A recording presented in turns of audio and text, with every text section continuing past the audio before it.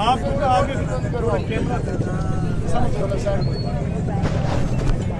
پیش آیا ہے؟ یہ رات 11 بجے واقعہ رپورٹ ہوا ہے اپنا سی سیکشن تھانے کی حد میں 13 سالہ بچہ ہے زین، اس کو گولی لگی ہے اور اس کی ڈیتھ ہو گئی ہے انسٹنٹلی وہیں پر۔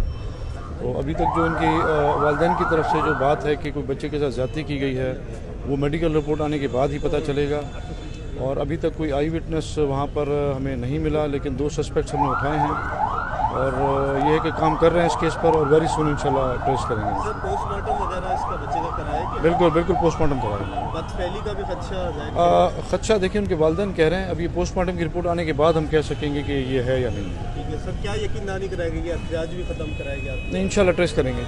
سننے بھی آ رہا ہے کہ وہ باثر لوگ ہیں، کوئی شاید کورٹ سے بھی ان کے تعلقات ہیں، تو اس طرح کو کوئی دباؤ آپ کی طرف تو نہیں آیا؟ کچھ نہیں۔ جس کا نام انہوں نے لکھ دیا